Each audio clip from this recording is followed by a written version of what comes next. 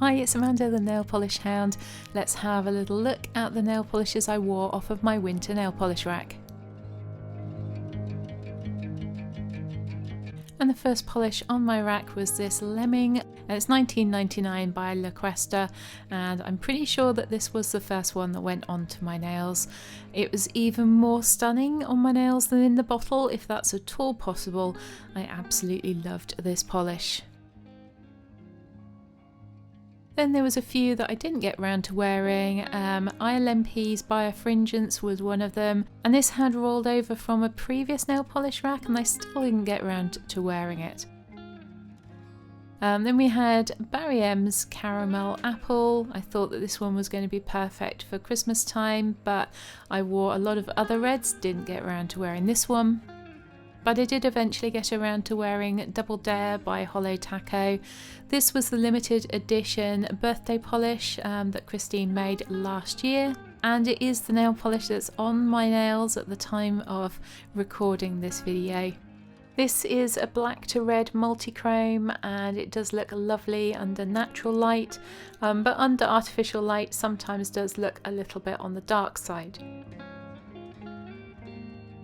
Then we had another Holo Taco. This is Seafoam Home, and I didn't get around to wearing this one. And I didn't get around to wearing Polish for Days Aster either.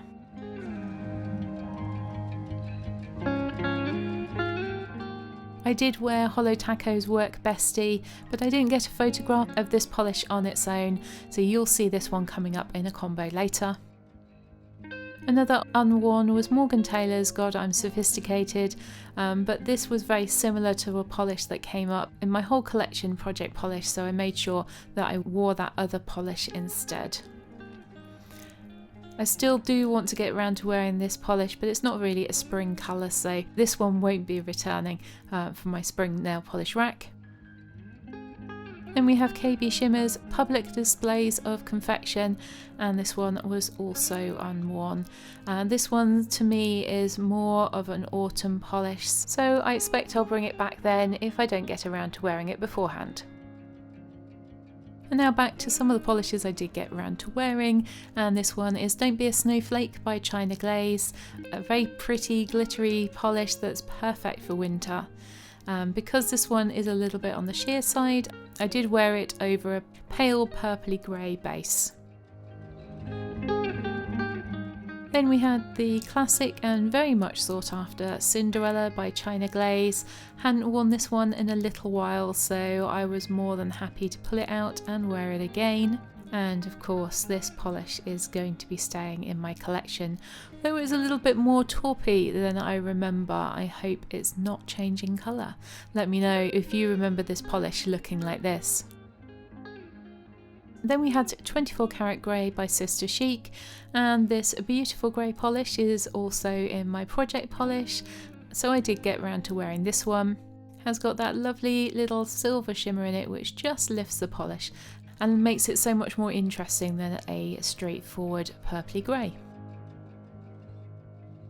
Next was another Unworn. This is KB Shimmer's All That Glimmers. I did pick quite a lot of polishes that were difficult to wear during the working week, and so that's why I think I didn't get around to wearing as many as I would have liked to. I did wear Barry M's Elderberry though, and this is another one that is now in my project polish. And I wore it on my index and little finger and thumb in this manicure. Also worn was OPI's Check Out the Old Geezers, or Geysers, I'm never quite sure how to pronounce it. And this one is so pretty on the nails. Hadn't again worn this one for a little while, so I was glad to pull it out and wear it again. The next one was Charivari by Chanel, and this is a polish that I was looking forward to wearing again, but unfortunately when I got it on my nails I didn't enjoy it as much as I thought I would, and so I have destashed this polish already. Then we get into the toppers, and the first one is Polar Princess by Holo Taco. I had planned to wear this one over 24 Karat Grey by Sister Chic, but I actually ended up wearing it over a sheer pink polish instead to give this glazed donut nails effect.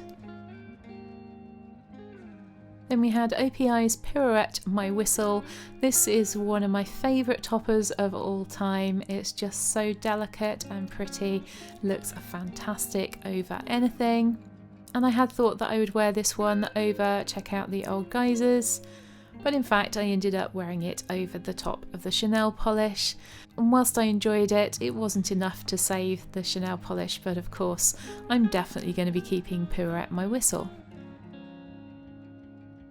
Next was Bedford & Grove She's Like the Wind, and this is a combination of a reflective and a holographic topper. And I've been wearing this polish a lot since I got it, but I didn't actually get round to wearing it with any of the polishes in my winter nail polish rack, so this one was an Unworn. But I did get around to wearing Holo Taco's Gold Flake Taco, and originally I had thought that I might wear it over Seafoam Home, but you know I didn't get around to wearing that one, but I did wear it over Work Bestie, and this was such a beautiful combination. I wore it with a matte top coat and I got a load of compliments about this. I enjoyed it so much that I kept the manicure on for 4 days, which is pretty much unheard of for me.